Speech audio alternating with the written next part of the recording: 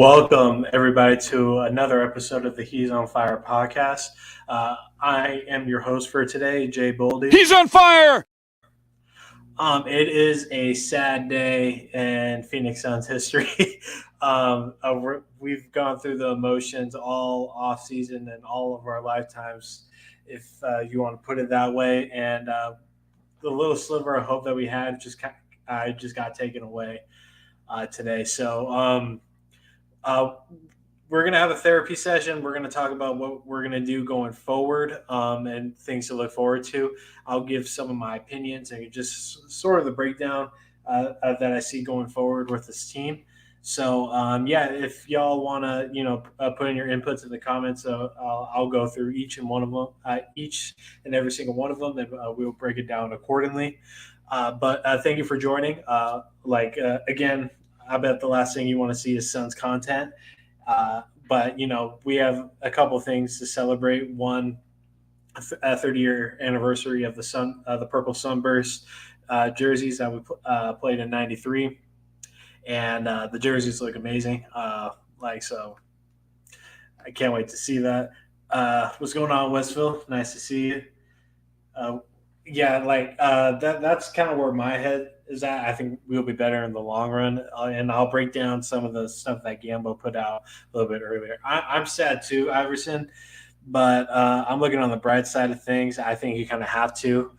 We didn't necessarily get beat by any team when it came to trade talks, and like what sports media said were the better packages. Brooklyn didn't even accept those and kept us out of the conversation completely. So, even with the Toronto packages, the Memphis packages, the Boston one, so on and so forth, none of those were accepted. And at the end of the day, Kevin Durant stayed with the Brooklyn Nets and making amends. So, let's just start from the top. It happened around 8 o'clock this morning. It came out that this Nets front office and Kevin Durant sat down in LA and had a cordial meeting, and they decided together that they're going to move forward with the partnership and continue the relationship and try to run it back and get something positive out of this reign. KD took us on an emotional roller coaster. I said when all this first transpired, my biggest fear is KD, backing out or having to change a heart, and that's exactly what happened. What's up, Roy? How you doing, man? Are you ready for fucking football season, man? Are you excited to see Mariota take the reign? You think he's going to be solid? Let me know. So that happened. Obviously, that was really disappointing. Suns social media just blew up and was pointing fingers at everybody. James Jones at our front office, the Nets front office, KD, and all this stuff, So let's see what Gabriel says real quick. DraftKings made out like a bandit and all of this. I would have never. Yeah, I don't know why people were betting on this situation. Seemed really sus to me. I don't know. It seemed like a plotter or whatever. What's going on, Sonia? How you doing tonight? So all that happened, and everybody was just kind of like losing their goddamn mind. And I'm sitting working, and I'm trying to put this all together for just for my mental health. And I was not disappointed. I'm kind of glad this is over. Clarity is the best thing to ever happen in this situation. I mean, now we know, and we didn't have to wait until training camp. So we, one, have a head start, and two, we know what we're going to do going forward. So now we have options to look at, and what Westville said right here, James Jones has a backup plan, and I have that feeling too. I don't think you dive into something going after a superstar without having a backup plan if it doesn't work out. And 29 other teams didn't get the chance to acquire KD, and KD ended up staying with the original team. So we didn't get outbid. We didn't get uh, like outnumbered. It didn't seem like the Nets were taking KD's trade request seriously. Hitman, what's going on, man? I haven't seen you in here. The door's still open for KD trade down the line. Yeah, I'll probably buy the trade deadline or not even trade deadline. January 15th, when trades open back up. That's possibly a time. I mean, who's to say that we still don't deal DA? But I don't know. I think they're going to try to go the full year, see how playoffs go. So the door definitely isn't shut, but dude, it's cracked open. So um, again, I'm disappointed. Of course, I would have loved to see KD in a Phoenix Suns uniform, especially with our new updated Sunburst purple jerseys. And it's obviously disappointing to have a top 10 NBA player all time come into your building and rep your team and possibly go after a championship. I would have loved to see that, but if it's not meant to be, it's not meant to be. And sorry, I already forgot your name.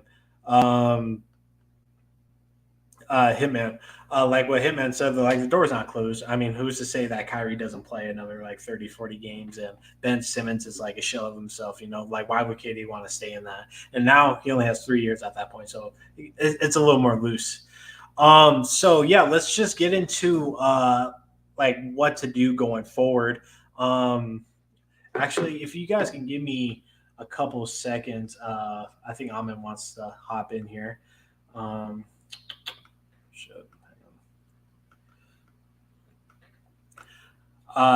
yeah, send y'all's opinions in the comments and I'll address them.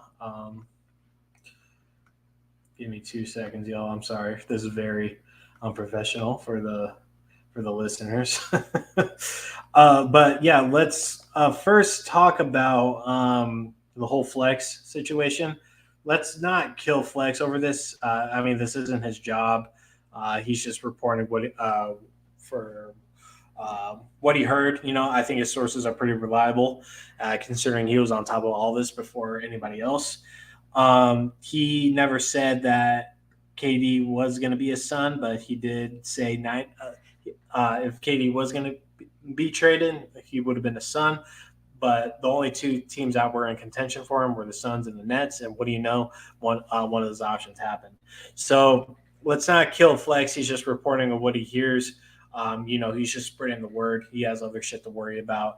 And let's just lay off of Flex because, we don't have any Suns inside besides guys like Gambo and maybe a handful of other guys around Twitter and all that. So Flex was kind of like our only, canal for information. Like the Lakers and the Nets, they have like all these people and writers that are saying all this stuff. So yeah, let's lay off of Flex. Like what he said was 100% accurate. It came out that way, but the deal just didn't happen. So let's get into some of the Gambo tweets while we're waiting for Ahmed to join. Gambo first tweeted the Phoenix Suns had multiple conversations with the Nets this offseason, but none in the last couple of weeks. The Suns were never out of it because they were never really in it. Nets were always insistent the return had to be better than better than what Utah got for Gobert. So that wasn't happening. Yeah. So what Gambo says that basically Utah ruined everything for us, or Minnesota really, because they gave all those picks. And hang on. So I think James Jones kind of saw this as the Nets weren't taking this seriously, and he probably has a lot more insight than that. Let's get to what Hitman said. There's some. Hitman says, I'm a little disappointed as well, but I have no problem with the Suns running it back playing with a chip on their shoulder. Yeah, we played better with a chip on our shoulder and stuff to prove. Everyone's calling the Suns Luka's son and shit. And like we have a lot to prove, and we're still a top 5 team in the league. And like there's no need to doubt. Like I'm not a continuity guy at this point. I mean, we've seen it, and it hasn't gotten it done. So we just I want to see adjustments, at least on the bench side of things. like I know we can still make a splash during this free agency and trade talks. Um, hey, Amit, you there? Hold on. Yeah, can you hear me? Yeah, I hear you. Yeah. What's going Yeah, on, man. man? How you doing? What's good, man? How's been what's the vibe on the podcast so far? Pretty lively.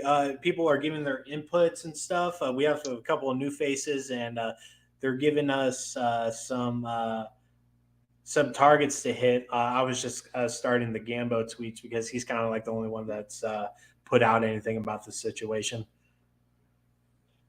I mean, so you know how I felt about Kevin Durant coming here. I felt like it would mess up the chemistry in some ways if we had to give up too much. Yeah, Um, so for me, running it back, I know a lot of people are like, we can't run it back, and I feel the same way that we can't run it back with this team unless we see some improvement. And I think the biggest X factor I think we have now is Dario Saric, right? right, Because everybody says he unlocks what campaign does. I agree with that. And I think we haven't seen any continuity from Landry Shamet. He hasn't played with this team for that long. He's played on like 4 or 5 different teams in 4 or 5 different years. You know what I right. mean? So maybe 2 years in a row will give him something special. Um, and Mikal Bridges, like there was glimpses there of him being a borderline all-star player with pick and roll and just that mid-range game, and maybe there's improvement there. And then Aiden too, right?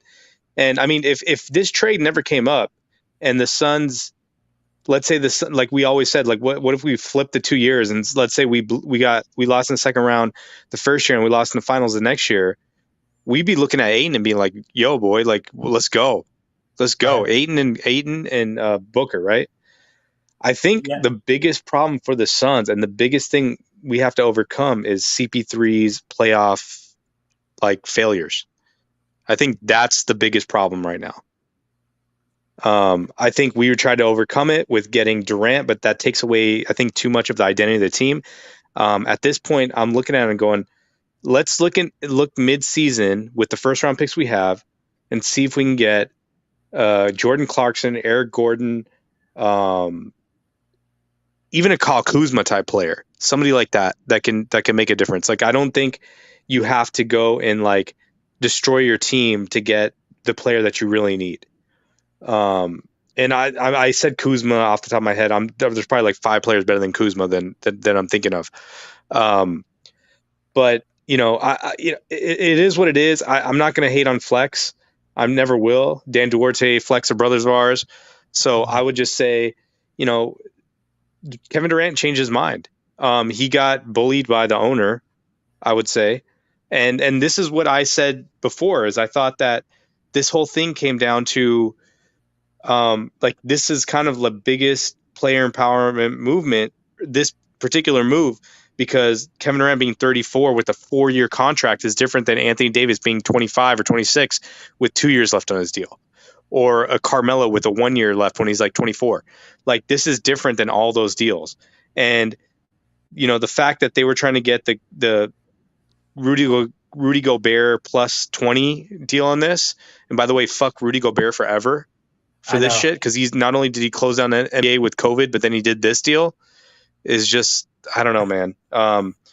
But I'm still confident in this team. Like I'm looking around, I'm going, who's a better favorite going to the finals, the Nets or the Suns?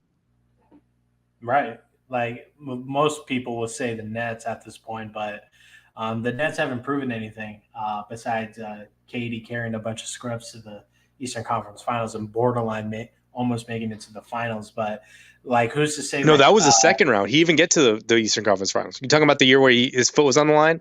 Yeah, Yeah, that was second round. They lost to the Bucks that year, and then the Bucks played Atlanta. yeah, that's right. Yeah, that's right. That's right. But yeah, and like I said a little before in the show, I'm like, who's to say that Kyrie doesn't play like 30, 40 games, Yeah, because of he's him. And then Ben Simmons as well, who's to say he doesn't act the same way? It's like there's a lot of question marks here. And, with Steve Nash's lack of coaching ability as well, I just don't like until the Nets show me something like I'm not fully bought in like everybody else. I know everybody wants to put the Nets as favorites because of the top three talent that's there, but I don't know. It's just not there for me. Um, oh shit. There you Sorry, go. dude. Oh I'm no, you're back. good. No, I heard what you're saying, and yeah, I agree. Man, yeah, I think Alma's cutting in and out. But so I guess from Gambo's thing. Oh, okay, Sorry. he's back. You good? Damn. Get on your computer, Alma, if you can. But so what Gambo said with the following tweet after the original was Mikal Bridges was never offered because no formal offer was ever made from Phoenix, nor was there a proposal made by the Nets. The Suns simply did not have have what Brooklyn wanted. We're told several times they did not. I don't have my glasses on. Did not have what it would take to get the deal done. So it looks like the Nets weren't even serious to begin with. They wanted the whole Gobert sort of spiel and package. I don't think that was realistic whatsoever. I don't know why Minnesota ruined everything for everybody, but I mean, so like I guess James Jones kind of figured this wasn't going to be a serious sort of conversation and all, and it dragged out to this point. But Amin, in your opinion, do you think James Jones has something up his sleeves before we get into possible targets we're going to go after? Yeah, I do. I think I haven't done my research yet, but I'll say this. Like we have so many expiring contracts to lay out there for any team and first round picks to do something interesting. And if you were to look at the Suns and say, okay, because we didn't extend Cam Johnson. He was off. He could have been extended this off season. I think he still is eligible until December, Right. but there's a possibility that there's a trade there. I just I think James Jones is just waiting. He's really waiting to see what's available because there may be a point where you can swing a deal for uh who would be maybe a Jordan Poole, you know? Mm, Maybe you can swing a deal for Jordan Poole and get and move some contracts for them. Because Jordan Poole is on a $2.5 million contract this year. You know he's going to get something close to like 20-25 million next year, right? right. So and the Warriors are already under they're already paying the luxury tax. So it could be a move where, hey, we'll move a couple first round picks just for this guy, or maybe even one first round pick because we don't want to have to pay him. The Suns can rent him for half a season, right? And maybe but I don't see that happening because that's in the division and they're rivals. Yeah. But there's a lot of opportunities like that where you can find somebody. There's some players out there. Max Strus is another guy with the Miami Heat where he's under contract. I'm sure the Heat don't want to pay him unless they move Hero or Duncan Robinson. I think the bigger thing though that we got to look at is how do we reconcile our relationships with these players that were offered up in the trade. That's a good question, and every professional athlete goes through this at one point. And it's you like you got to understand it's not personal, it's business. And if I was a NBA player and I was in talks of being traded for Kevin Durant, I would completely understand. I think just to go after a player like that, it's kind of like a once in a generation sort of opportunity. And like if it doesn't happen, it doesn't happen. But I don't think the players will blame James Jones for having that mindset. I mean, he's doing his job. He's trying to get the team better and put it in a better position. Like at the end of the day, these guys are professionals, and they're just trying to do what's best for their team and just compete. But with guys like Jay Crowder, kind of sneak dissing people. I mean, I think the talks go deeper. I think Jay might be on the move. I don't want to see him go unless we get like a nice piece back. But I mean, only time will tell with him. But I just don't know. But when it comes to just overall business to employee relationship within the NBA, it's relatively reconciled and it's usually understandable on both parts. So Yeah, I mean, I think the only player Well, so there's 2 points I want to make. So the first one is the only player that I'm concerned about is DeAndre Ayton because there's a lot of three-way trades that you can still make to get Kevin Durant. So we'll have to see how he plays through January or February, whatever the date is. The other player is Jay Crowder, which you mentioned. And I mean, I think you have to move him because I mean, if you guys remember last year, I predicted that that Cam Johnson would be the starter for this team at power forward, and it never happened. Jay Crowder remained in that role, but then those like however many games it was, and we remember that New York game where he hit the buzzer beater, had 30 some points or whatever, Yeah. and he balled out within that week or week and a half, whatever it was. And if you start seeing Ish Wainwright backing up Cam Johnson, then Crowder's gone. Yeah. Yeah. No. You know, Yeah. I see that completely, and what we've seen from Ish the last handful of games with summer league and at the end of the season. I mean, I think the talent's there, and he plays big. He moves quickly, and that corner three is really dropping at this point, and a little more consistent than Jay's, unfortunately. But you have Jay on your team for the vet, just having veteran attributes in the locker room, and it helps push things forward. I mean, I can only imagine Jay and Chris Paul yelling at you, well, like it's that factor, and the other factor is that this guy has a green light, and if he can go 7 for 9 from three or 1 for 9 from three, but those yeah, shots are exactly. going up, Come and on, he's going to Joe. get the and ones. You know what I mean? And that's the difference is that you can't get that from Ish Wainwright. You can get it from Cam from a certain point where he's just the shots are going up no matter what, but he's just a better shooter and a taller player. So it's a different whole chemistry there. But like that's the one thing that you're losing with Jay.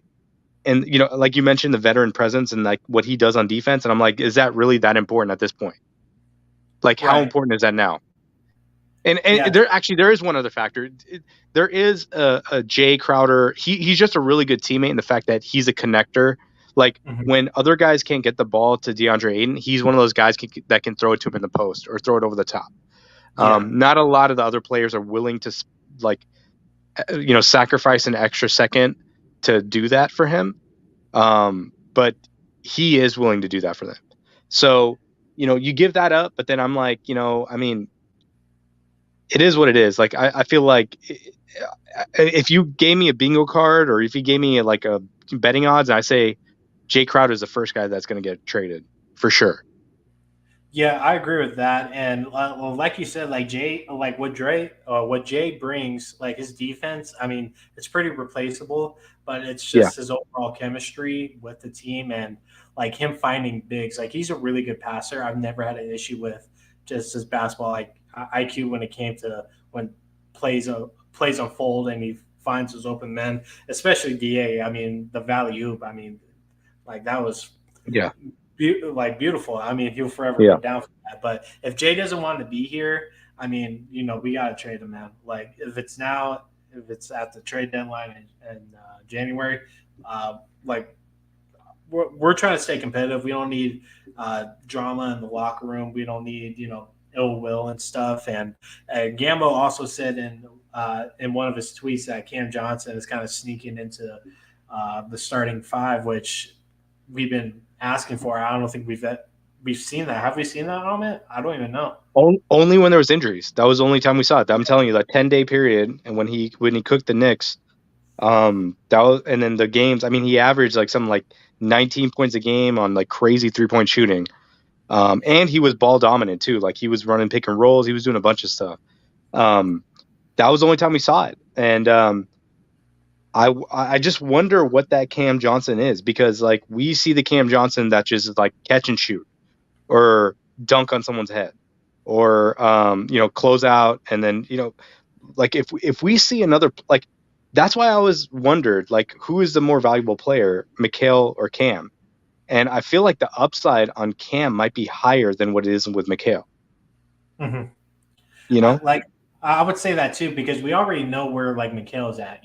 Like he can break through the glass a bit, but like Cam Johnson is just unlocking like some of the stuff like just out of nowhere. So I think ceiling is a lot higher. Like you said, even last year, even going into last season, that Cam Johnson's ceiling is a lot higher, and I couldn't see it at the time, but like watching this last season and stuff, the potential and just the overall sneaky athleticism, as what Westfield says right here, like it's uncanny. Like he is really, really good.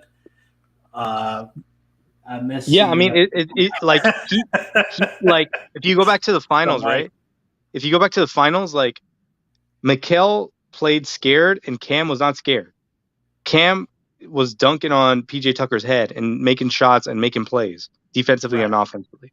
Mikal, he would do what he can on defense given his like matchup, but it wasn't like the same as him like just locking down Luka or just doing the stuff that he normally does. So and again, it's like if he's guarding Giannis, it's different than if he's guarding Chris Middleton, and both those guys are really hard matchups.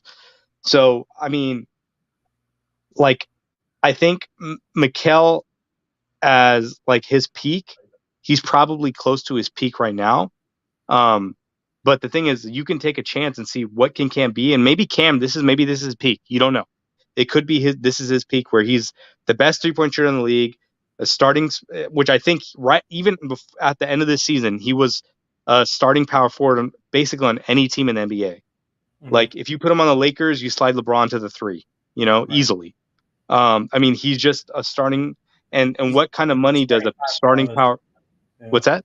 He's a starting five regardless Yeah, wherever I he mean, goes. he's starting five, and so what kind of money does he deserve then? And Mikhail's making a little bit over 20 million. Um, Da is making over. He's making like 33. Jay Crowder's Mm-hmm. making 9. Jay Crowder's a starting power forward in the NBA. He's making 9 million. Uh, hold up, who's the best 3-point shooter in the league? Isn't it Cam Johnson statistically? No, I think he like over the overall season. I think it was somebody else, but I know at the like He was he like had top like the second best or one of the best. Yeah, yeah, definitely one of the best. I know when it came to overall efficiency, Cam Johnson was up there. I do And he understand. shot over 42%.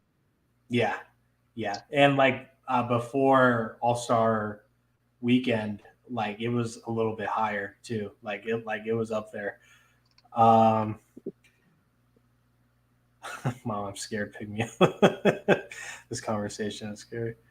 But yeah. So let's get into where we go from here, because the KD set is put to bed for now. At least the door is still cracked a little later on in the future. Now we can finally take a deep breath and look into our inevitable future. Like you said a little before, we're still a top team. I mean, there's no taking that away. Yeah, the Clippers are back healthy. The Nuggets are back healthy. Golden State is coming off the championship.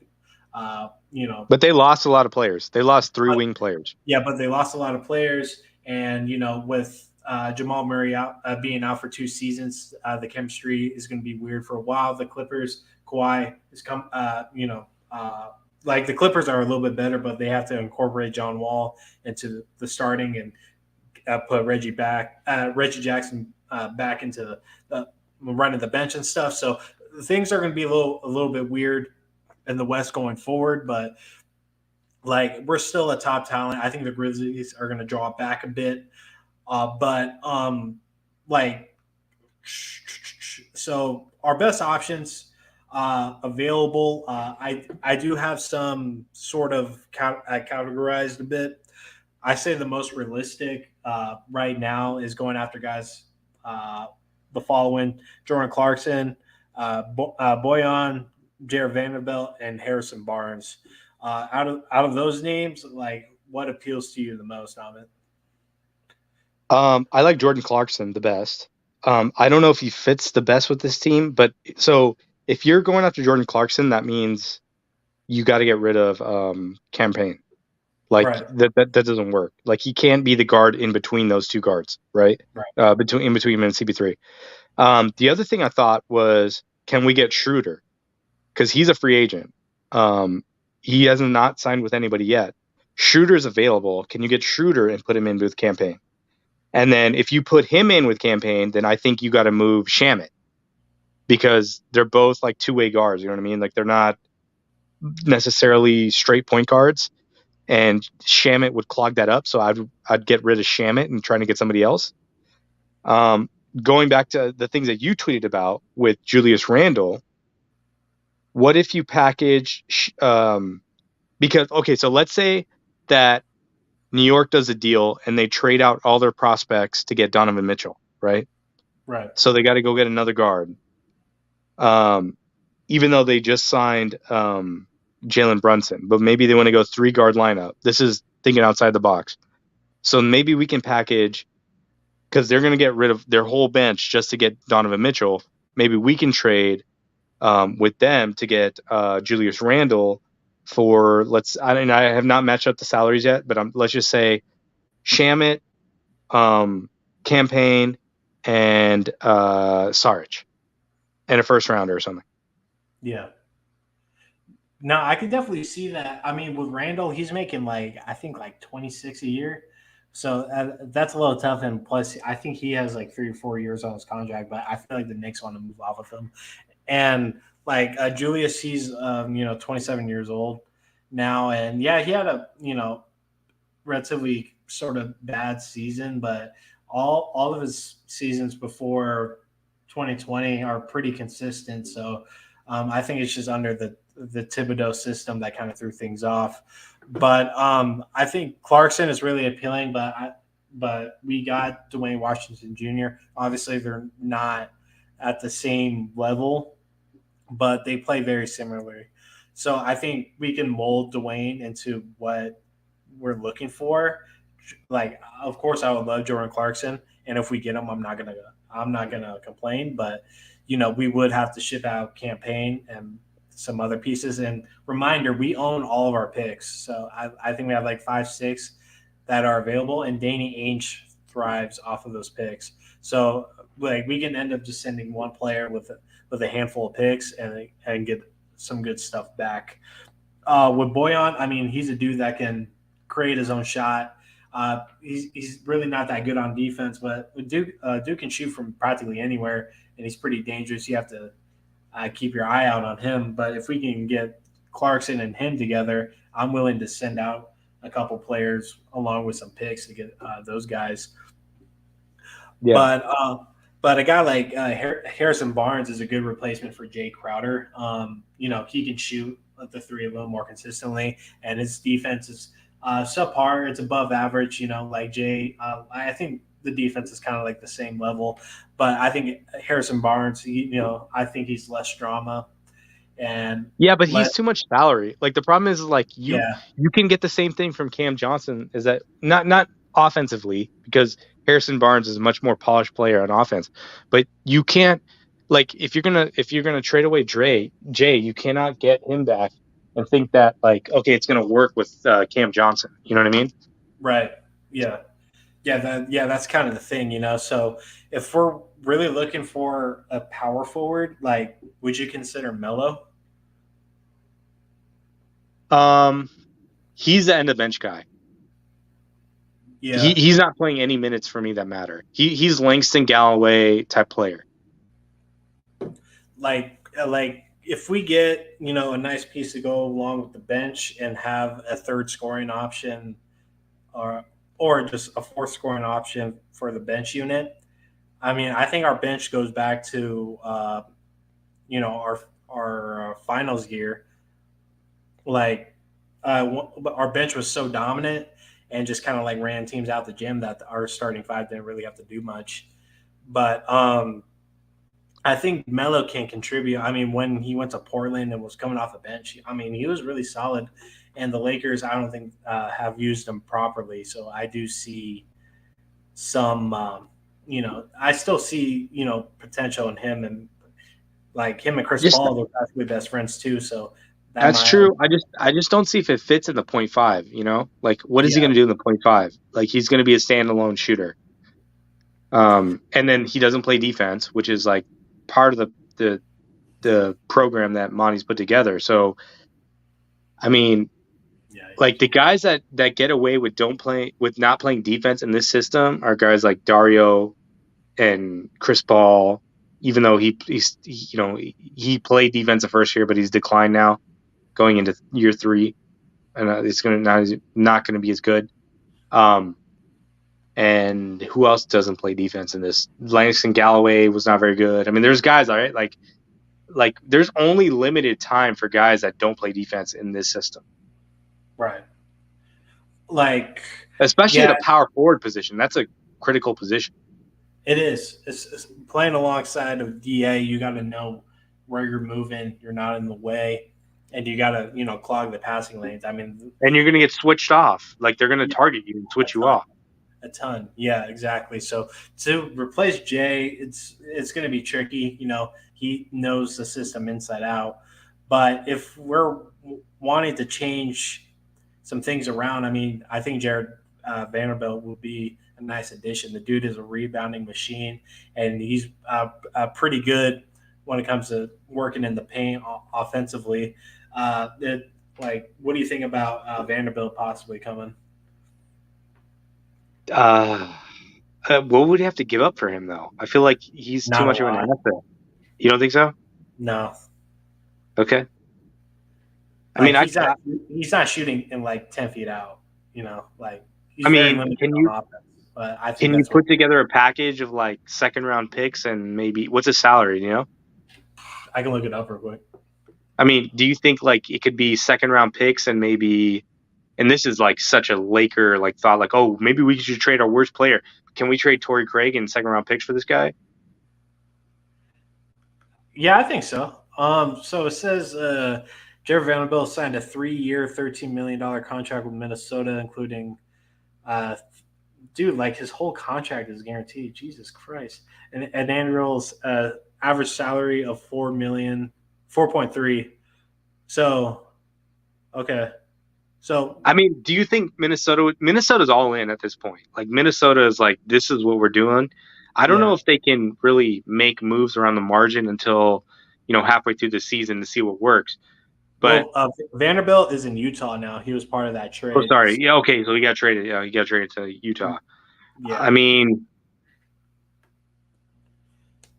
I Danny Ainge he wants one thing, dude, and that's like picks yeah. from teams that are not protected that are going to fail. And so the Suns, I'm praying that they're not going to be a lottery team this year.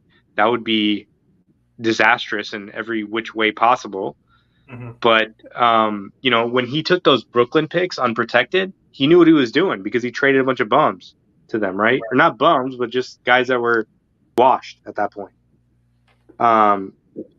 So, and even when it did, when yeah, so I mean, the Boston dealing with Danny Ainge is different because like he the way he fleeced Minnesota and what he's expecting, I don't think it's going to work with what the Suns want to do. I think James Jones is too smart to let that happen. Um, I think he's willing to give up some first round stuff to make it work, like maybe one first rounder for Jordan Clarkson and expiring, but he's not going to do anything more than that. Yeah. Yeah, I think James Jones is a little smarter than that. I don't think he wants to, give up all of his assets to get, these, just these glorified role players in a sense. I mean, I don't know if they're glorified, but what I'm trying to say. Yeah. But so let's move into like possible sort of guys we can get into. Julius Randle, we already touched on him a bit. The dude is a bull in a china shop, very aggressive. If he can create his own shot, but he does throw up a lot of bullshit, and he's expensive. So I mean, we can put a pin in him. I mean, like if he comes, I'm not going to complain, but Montrezl Harrell. I mean, he's dealing with legal issues right now. We don't need to touch into that, but dude's great. I love Montrezl Harrell. Then Dennis Schroeder. I mean, if we really are in desperate need of a backup point guard, and Dennis Schroeder's best season was with Chris Paul, and then if we bring in a guy like Dennis to run the bench unit, Dennis knows how to find big men. Uh, he and Steven Adams were basically like this for a hot minute. So out of those names, like what appeals to you the most and how to deal with that? I think Schroeder. I keep going back to Schroeder because I think um, if anything happens to Chris Paul and you need a starting point guard, you got Schroeder and then your backups campaign. You know what I Mm-hmm. mean? Like so my my concern is always going to be Chris Paul at this point. Like what I've seen over the last 2 years, going to year three with Chris Paul, we need to make sure that we do not drop off at that position because it just matters too much. You can get these games where campaign will drop 25 and 10 in a in a Western Conference Finals, or you can get Booker dropping a triple double. But the end of the day, like that for an entire like 7 game series, you're going to need some production at that position that threatens the other team to leave Da open or leave J open or leave McHill open. Like we need a threat, another ball handler.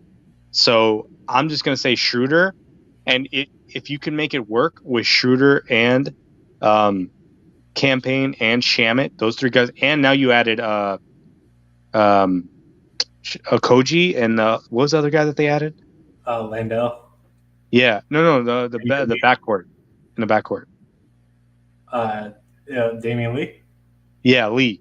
Yeah, Now you added all these guys. Like, how do you make it work with them? So, that's Monty's problem to figure out. But I think some of these guys are specialists. Like, I think a Koji's like a Koji and Lee are more like 3-and-D specialists. So you put them out there for like certain positions. But like, I don't know. Like, I think Shamit has to be moved if you bring in Schroeder, yeah, and that's like exciting. That's exciting because you can package Shamit and his contract with a Saric or a Campaign or with a Jay Crowder.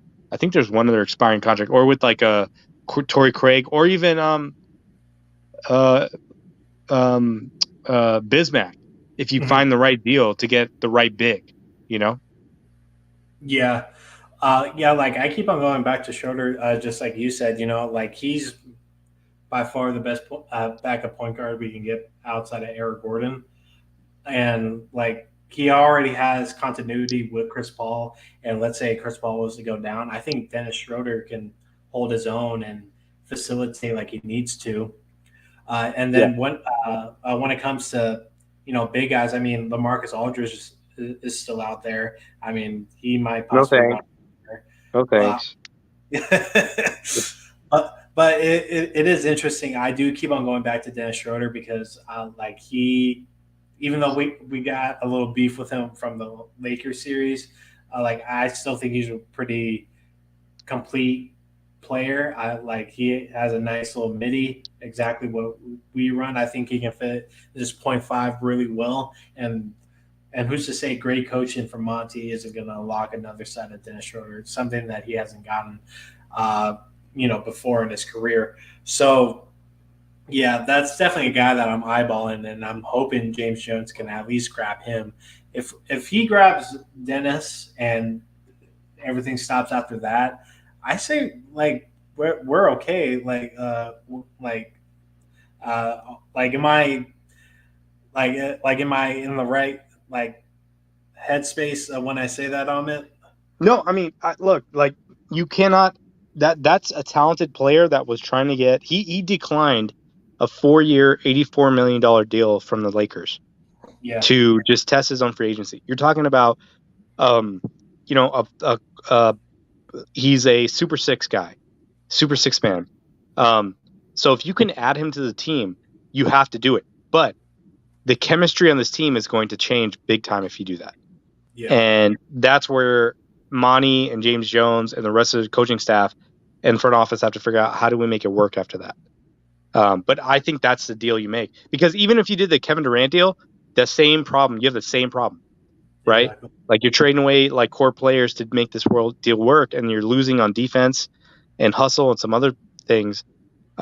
So either way, like at this point, like something has to change for this team, because you know I think we're all sour on what happened in that Maverick series. It took me a long time to get over that, and I'm not I'm over still it. not fully over it because if we would have lost because of injury or something else, That's different. there's all these excuses like COVID and shit. Like, I don't care, man.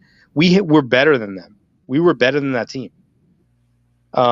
So you know, in the finals, it was, we heard about the injuries afterwards, but Giannis really just destroyed us.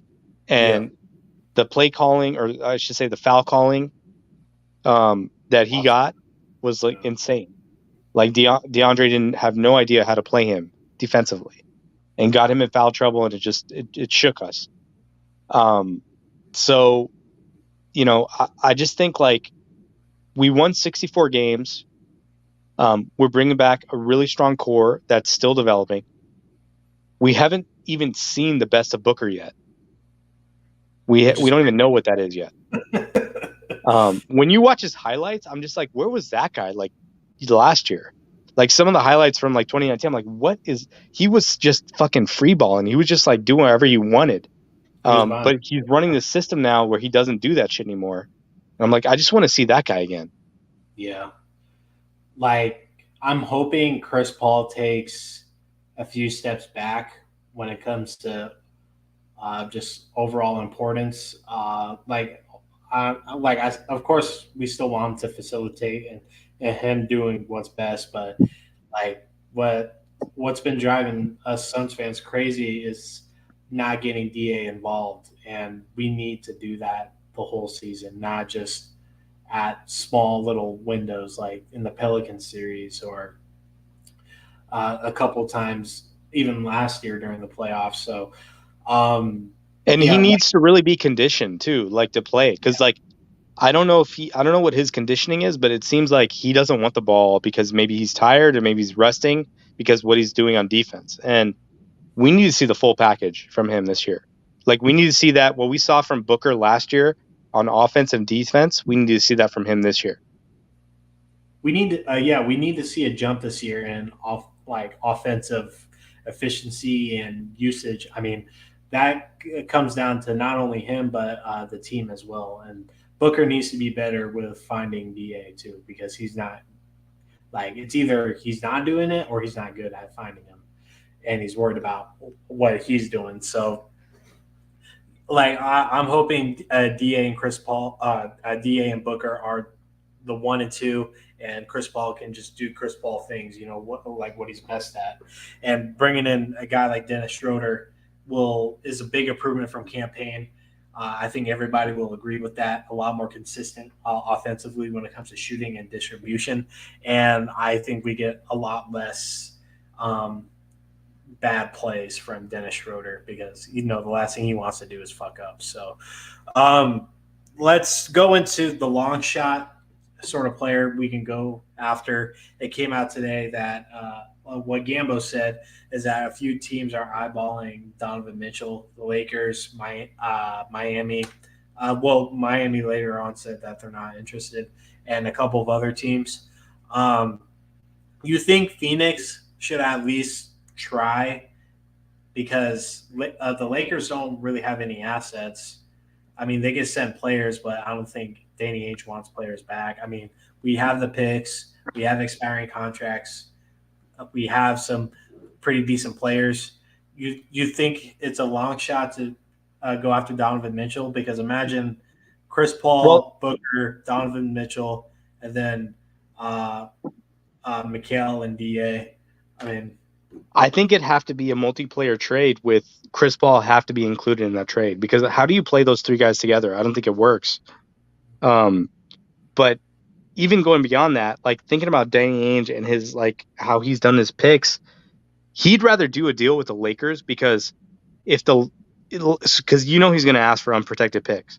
So yeah, if he's going to take picks from the Suns that are unprotected, which means like late first round picks or potential lottery picks with the Lakers, right. I would rather deal with the Lakers.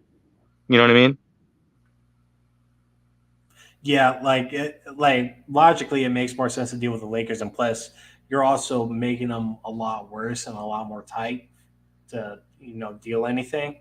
So And then on top of that, I don't think the Laker deal is even feasible because their picks are like 27 and 29. They traded all their draft picks for Anthony Davis. Yeah. So they don't have anything current to give up. The Suns have only current picks, but they're late round first picks. Yeah, so it's tricky. Like Danny Ainge, he loves picks, but he's very particular about his picks, especially unprotected ones. But I think the Suns should at least dabble in the conversations a bit just to see, because I mean, if everybody's free game, I mean, might as well see, especially if we're gonna look into Bogan and Clarkson and Vanderbilt. If we're looking at those guys, might as well look at Donovan just to see what's going on. But besides that, dude, like, what was your reaction to seeing the Hardwood Classic '93 jerseys coming back? Yes. I mean, we were texting each other on that. I am like I've been dying for these. So it's funny because like I always thought like back in the day when I was a kid, like you couldn't buy jerseys. It wasn't like as available as it is now. So like to see that jersey Right. available and I can get a Booker jersey or whoever I want, right? Um I mean with the old school Nike jersey, not the new Nike jersey, but the old school Nike jersey on there. Spelt out I'm just Nike. Also, and the shorts is the one thing I always wanted was the shorts. I mm, looked everywhere in China, everywhere I could get those shorts. They're not available. So the fact that I can get that jersey and those shorts, I'm getting them. I showed my son the video. And he's like, "Yeah, I wanted Booker jersey too," because I told him I'm getting it, and he's like, "I want one too." And I'm like, "Well, you're gonna get mine. Like when you grow up, I'm not spending $180 on two jerseys when you're gonna outgrow it." Um, but no, I mean, it's fire, bro. It's fire. So I'm assuming that replaces the which jerseys are replaced? The white one? uh, Or is it so so the Valley jerseys are done, but the the jerseys blue, are done? yeah, they're done. Yeah. Oh shit. So I think we might be able to bring him back in a couple years, but I don't know, it's some weird contract thing. But so the Valley ones are done, and then with these classic ones, we can only have them for a year because of some contract stuff as well. So like you see the Pistons with their teal, and Detroit or yeah, the Yeah. Pistons with their teal, and then the other teams that are bringing back their classics. They're only able to have those for a year, and then you have to wait a certain period after to bring it back. So, but with this launch, I saw on Twitter before we got on here that on the NBA store website, there was like a coach. Sort of like sweater, with like the tiny little turtleneck, the zip right here, and had a Hmm. blue Sun logo, and that's probably that bomb pop jersey that we're going to be getting soon. So that might be one of the first pieces of merch that we get. But we're getting like new unis like going forward, which I'm excited to see. But yeah, dude, like this. Well, the promotional thing alone. I mean, the He's on Fire name comes from NBA's Yeah. Jam, dude. I mean, like, like that's our brand, and for Da to rep it, and the media team to put together that nice video, and him repping the jersey, and now we know we're not going to trade him like right after we put out the promotional video for a new jersey like we did with Kelly Oubre. Now, like Yeah, not only exactly, right? We that's guaranteed. We're not going to trade him now. so he's gonna till January 15th. So like we have this sick ass jersey, and mass consensus on Twitter is that like yes, like this jersey is it. Then with the shorts as well, I'm definitely gonna get the shorts. And then when we are texting, like I saw the warm ups, and I'm like, we need to see those warm ups, and I'll definitely get the the top part. I'll get the sweater warm up if that becomes available as well. That would be so sick. I don't think we'll see that. I know was it you or Jay whoever said like we should get those too? Yeah. Um yeah, man, I would love that starter jacket. I would rock that thing every day if I could. The Sony said the classic ones though are they going to be purple, white, and black? No, Um, just a purple. We're only getting purple. yeah, yeah. It's one purple. Then we get another black jersey. It's Phoenix with like a little orange tint in it, and then those bomb pop ones. Um, like I want to see the court that comes along with these blue jerseys. I think it might be dope, and it gives a different little taste in the Suns, catalog and history. Like when people are looking back on the Suns, they're gonna fall in these jerseys and be like, "What the hell are these?" And we might actually like them, and who's to say we don't win a championship in them? So, like, I only mean, it's time, going to be 30 years. It's a 30-year anniversary from this team going to the finals. So hopefully yeah, we're going back there. right. I mean, like, yeah, that's like money at that point. But besides that, did you want to address anything before we get out of here? So, no, man, I think I'm good. I know we're going to do an after dark at some point, talk about Prey, talk about Yep. some other things that we have not talked about yet. No, I'm good. Okay, cool. Yeah, thank you everybody for joining today's. Yeah, it was kind of a bummer day. Katie, doing Katie things. He did the most Katie thing possible, but and we're moving forward. We didn't have to wait until training camp, and now we can just move along and look at pieces going forward and possibly improve this team. But again, thank you for everybody for joining. You can follow us on Twitter. I'm Jay Boldy, and then Unsustainable Amit on Twitter as well, and then Coach Evan B on Twitter as well. And then you can listen to the podcast on here, on YouTube, or on Facebook, or anywhere else you listen to podcasts. But if y'all have any questions or anything, you can always tweet at us, message us directly. We appreciate the fan interaction and stuff, and I look forward to this season. It's like it's going to be not the same going in because we could have possibly had Kevin Durant, but again, we didn't lose Kevin Durant to anybody, and who's to say that the Nets won't crumble down again? And the door isn't closed, but it's essentially closed for now. Hopefully, incorporating Cam Johnson into the starting lineup will enhance things. And just if we pick up some other pieces like a Jordan Clarkson or a Boyan, like it'll definitely improve this team. As long as we improve in some aspects, I'm totally on board with it. But again, thank you everybody for joining it. Joining Sonia, thank you so much. Westville, thank you. Ruben, thank you for stopping in. Mike, like we need to talk about some Chicago stuff. Like, are you still in with Justin Fields and all of that? We need to get into that. But shout out Roy. Thanks for stopping in. Gabriel, Joe from the Cardinal Rule. If you're a Cardinals fan, check out the Cardinal Rule on YouTube. He puts out really good content. And yeah, and thank you, Iverson, for joining as well. And then everybody else. Thank you. And, we'll talk later. So have a good night, everybody. Stay safe and, be respectful. All right. Have a good night, everybody.